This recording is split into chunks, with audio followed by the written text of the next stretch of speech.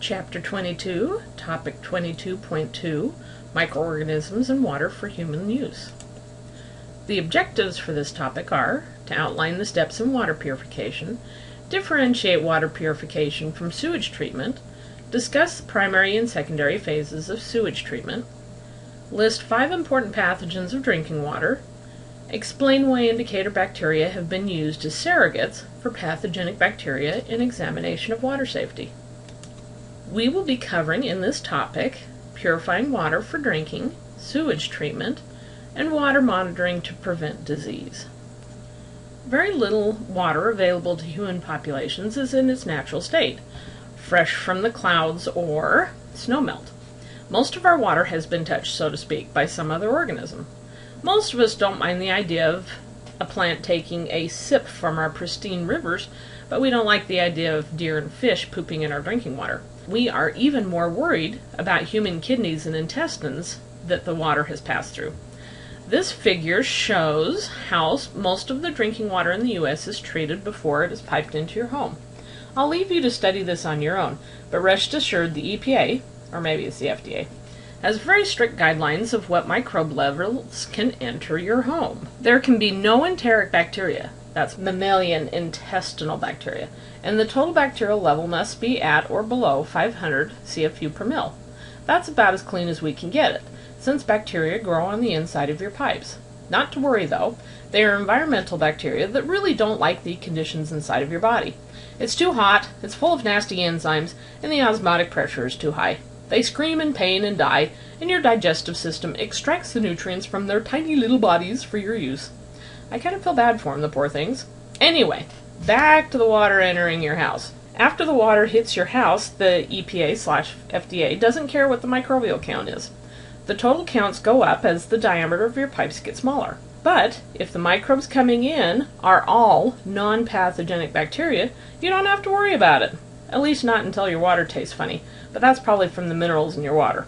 Of course, once you use the water for drinking, showering, and flushing the toilet, your downstream water neighbors would be very unhappy with it being dumped into their drinking water, even though their drinking water is treated before it hits their house. We want to go boating, swimming, and fishing in that water, thank you very much. So we collect the water for treatment before we dump it back in. The point of treating sewage, and this may seem obvious, is to remove solid waste, dissolved organic matter, and toxic chemicals. Well, duh. I don't think I need to explain what we mean by solid waste and dissolved organic matter.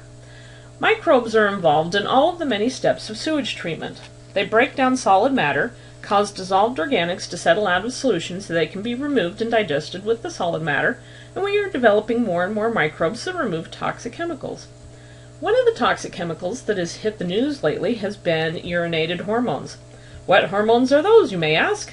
The highest percentage is birth control hormones, but if you take Synthroid, human growth hormone, or testosterone supplements, you are probably excreting them as well. Once the wastewater is treated, it is clean enough to be returned directly to the drinking water treatment system, but most of us don't like that idea.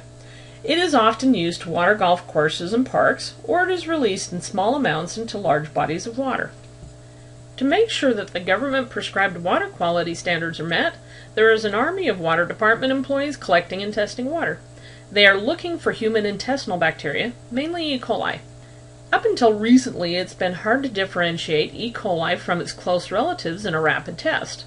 Those close relatives being Citrobacter, Klebsiella, and Enterobacter, so we generally lump them together as coli-like bacteria, or coliforms. There are a number of ways to do this.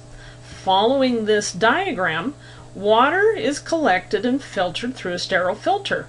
That's because we generally have high volumes of water, and that's way too much to put on an auger. It's not going to soak in.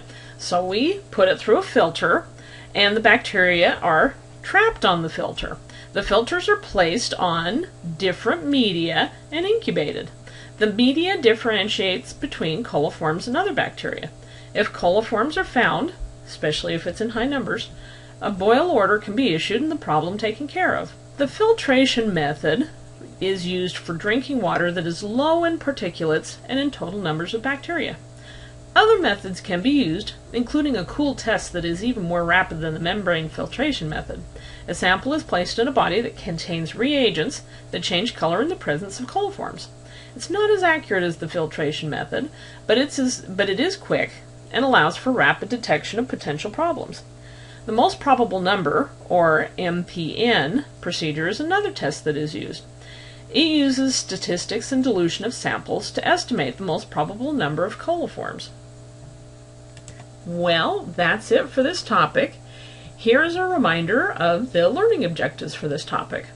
Be able to outline the steps in water purification, differentiate water purification from sewage treatment, describe the primary and secondary phases of sewage treatment, list 5 important pathogens of drinking water, explain why indicator bacteria have been used as surrogates for pathogenic bacteria in examination of water safety.